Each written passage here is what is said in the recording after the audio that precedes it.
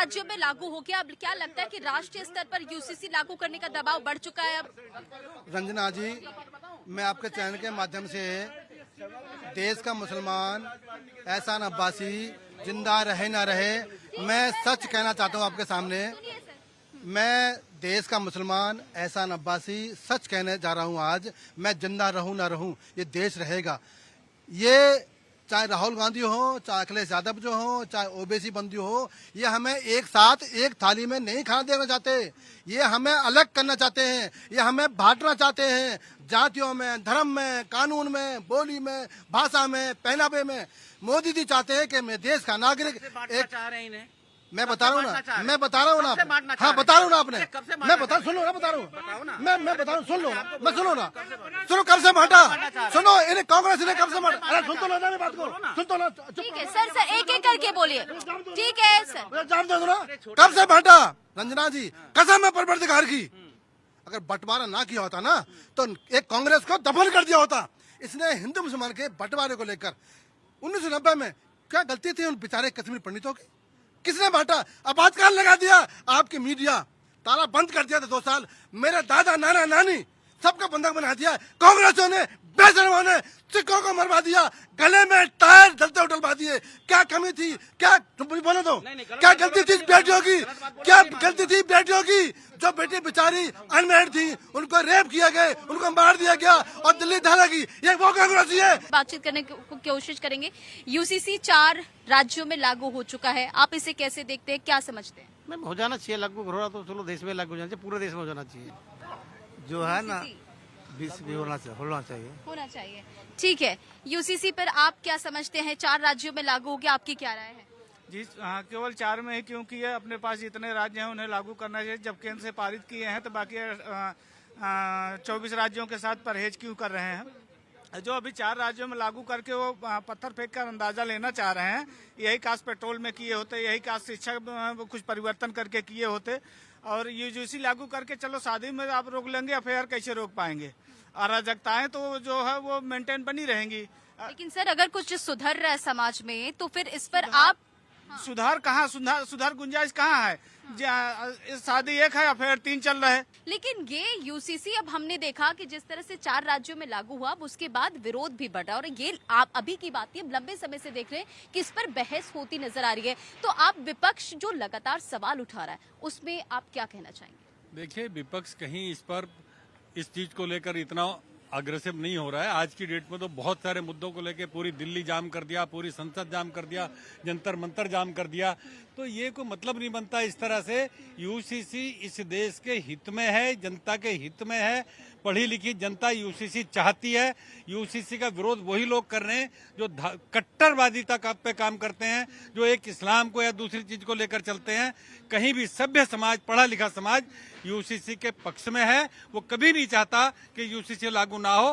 हर एक आदमी चाहता है कि इस देश के अंदर एक कानून होना चाहिए, समान अधिकार होना चाहिए, समान लोगों के रक्षा कानून लागू होना चाहिए। हर एक आदमी बराबर चले, बराबर रहे, बराबर काम करे, एक जैसा अधिकार, एक जैसा उसके साथ व्यवहार हो, एक जैसा कानून हो। हर एक आदमी यही चाहता है। कभी भी समझदार आदमी, पढ़ा लिखा आदमी यूसीसी का विरोध नहीं कर सकता। क्या लगता है कि समाज सुधार के तौर पर हम देखें या फिर ये एक राजनीतिक ध्रुवीकरण का मुद्दा बन गया है? नहीं, राजनीतिक ध्रुवीकरण का मुद्दा ये क्यों है?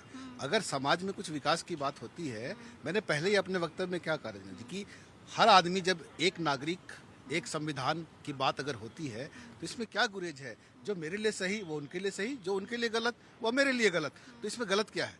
इसमें कुछ गलत है क्या? इसमें सिर्फ और सिर्फ एक ही रीजन है इसका, राजनीतिकरण होने की वजह से। क्योंकि क्या होता है ना कि जब आप मुस्लिम समाज को पॉइंट देते हो कि इस पॉइंट की वजह से तुम मेरे साथ जुड़े रहो, मुस्लिम समाज कांग्रेस के लिए हो, समाजवादी पार्टी के लिए हो, आरजेडी के लिए हो, ममता बनर्जी, किसी भी पार्टी के लिए आप ले लीजिए, उनके लिए सिर्फ एक वोट बैंक है। तो उस वोट बैंक को इंटैक्ट रखने के लिए जहां भी मुस्लिम मुद्दा आएगा वो उस पर बात करेंगे। भाजपा ने अगर कोई मुस्लिम मुद्दा उठाया तो वो सीधा सीधा उनको मुस्लिम विरोधी घोषित करते हैं कि तुम मुसलमानों के हितैषी तो हो ही नहीं सकते, तुम कर रहे हो मतलब तुम मुसलमानों के लिए गलत कर रहे होगे, तो हम इनके लिए लड़ेंगे और सही बात करेंगे। पर ये सच्चाई थोड़ी ना है। आज भाजपा की जितनी योजनाएं हैं, क्या मुस्लिम उसका फायदा नहीं उठाते? चाहे उज्ज्वला योजना हो, आयुष्मान भारत हो, हर चीज का फायदा मुस्लिम इक्वली उठाते हैं। तो इसमें भाजपा कब से मुस्लिम विरोधी हो गई? दूसरे ये कहते हैं कि भाजपा सिर्फ हिंदू मुस्लिम करती है, तो हिंदू मुस्लिम करती है मतलब दोनों को लेकर चलती है ना। आप तो सिर्फ मुस्लिम मुस्लिम करते हो दिन रात। आपको सिर्फ वही मुद्दा चाहिए जिसमें मुसलमान सब जुड़ जाए, उसको आप लेके सर पे चढ़ जाते हो। हर चीज में आपका टॉपिक सबसे पहला प्रायोरिटी वही होता है। भाजपा हिंदू मुस्लिम करती है, बाकी पार्टियां सिर्फ मुस्लिम मुस्लिम करती है, जो कि निहायत ही गलत है।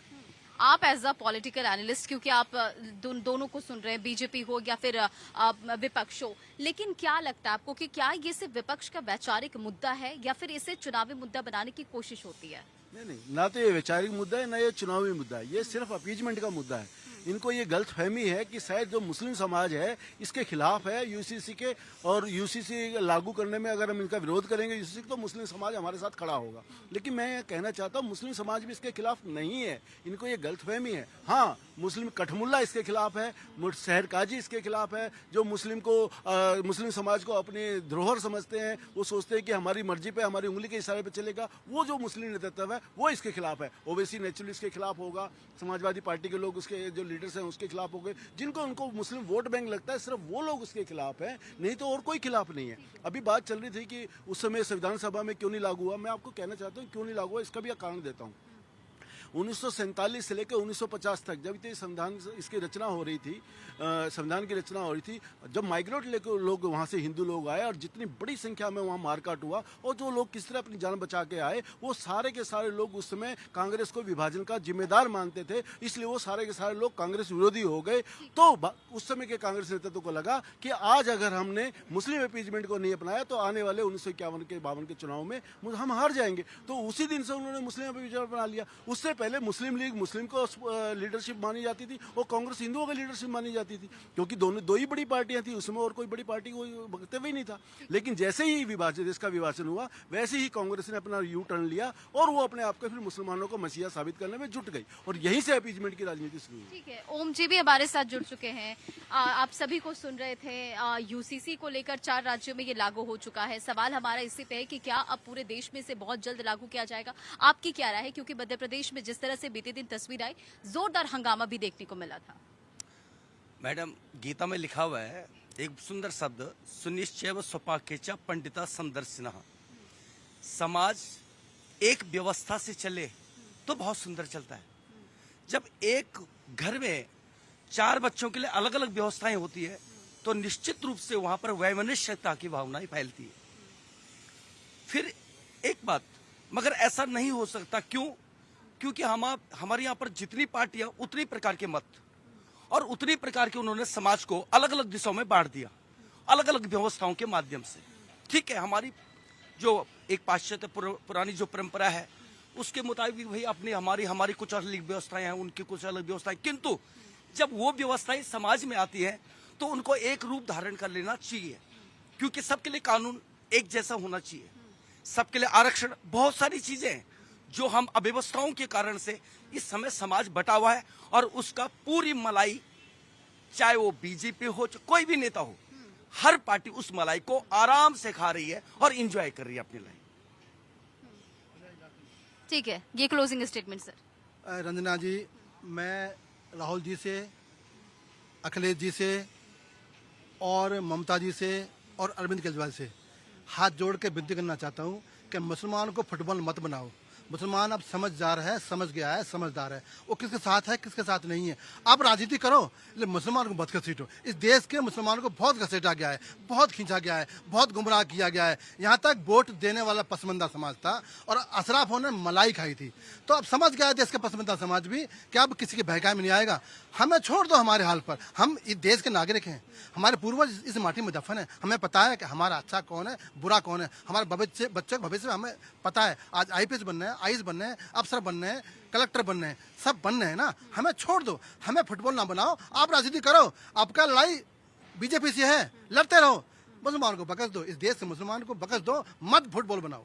ठीक है सर, क्लोजिंग स्टेटमेंट। मेरा तो यही कहना है कि जिस तरह से और सारी जो धर्म के लोग हैं जो सब निकल के आगे आगे पढ़ाई कर रहे हैं वो सब कर रहे हैं, तो जिस तरह से मुस्लिम वर्ग पीछे रह गया है तो उसको भी आगे आना चाहिए। और ये सबसे बढ़िया नियम है कि एक देश एक कानून, ये सबके लिए हित में है, तो इसमें किसी को आपत्ति होनी नहीं चाहिए और इसीलिए ये 4 राज्यों में इसको लागू किया गया है। बहुत बहुत शुक्रिया आप सभी का हमारे साथ जुड़ने के लिए। तो देखिए, पक्ष और विपक्ष की अपनी अपनी यहाँ पर राय थी, और जिस तरह से अब 4 राज्यों में से लागू किया गया है, मध्य प्रदेश ने भी इसे लेकर बड़ा कदम उठाया है, और जाहिर तौर पर एक बार फिर से यूसीसी को लेकर राष्ट्रीय स्तर पर, और ये अब राष्ट्रीय अब समझिए कि केंद्र में आ चुका है, जिसे लेकर एक बार फिर से बहस तेज हो गई है। और आज जनता की आवाज में बस इतना ही, मुझे दीजिए इजाजत।